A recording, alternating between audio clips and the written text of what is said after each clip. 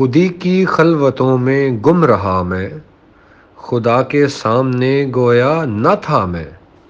نہ دیکھا آنکھ اٹھا کر جلوے دوست، قیامت میں تماشا بن گیا میں۔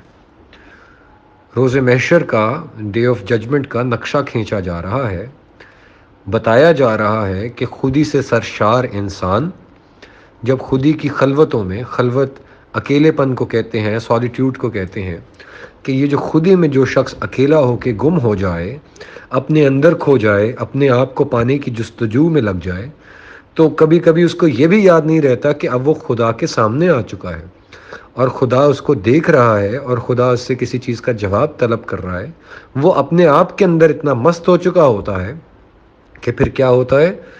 نہ دیکھا آنکھ اٹھا کر جلوائے دوست، کہ یہ بھی یاد نہیں رہتا کہ میں قیامت پہ آیا ہوں تو میرا اپنا دوست، میرا محبوب جس نے مجھے یہاں بلایا ہے، جس سے بات چیت ہونی تھی، سوال جواب ہونے تھے، معاملات طے ہونے تھے، میں تو اس کو بھی دیکھنا بھول گیا، اس کا جلوہ، اس کی میگنانمٹی، اس کی فورس، اس کی بیوٹی، میں تو کچھ بھی دیکھنے سے قاصر رہا۔ کیوں؟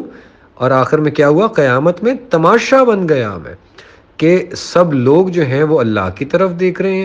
رہے تھے اور میں اپنے آپ کو دیکھے جا رہا تھا، تو میں تماشا بن گیا کہ لوگوں نے بھی مجھے دیکھنا شروع کر دیا کہ یہ کون پاگل ہے، یہ کیا چاہتا ہے، یہ کیا بننا چاہ رہا ہے، کہ یہ اللہ کے سامنے بھی اپنے آپ کو دیکھے جا رہا ہے، اپنے آپ میں مست ہے۔ اتنی طاقتور انسان کی خودی ہو سکتی ہے، اتنا طاقتور ایک انسان اپنے آپ کو بنا سکتا ہے اپنی خودی کے ذریعے سے، کہ وہ اللہ کے ساتھ اس جہان کا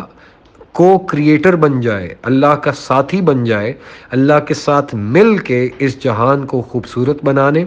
اس کا بیلنس اس میں ریٹرن کرنے، اس میں جسٹس قائم کرنے اور اس میں لو کی کنگڈم کو کریٹ کرنے میں اللہ کا ساتھ دے۔ خودی کی خلوتوں میں گم رہا میں، خدا کے سامنے گویا نہ تھا میں،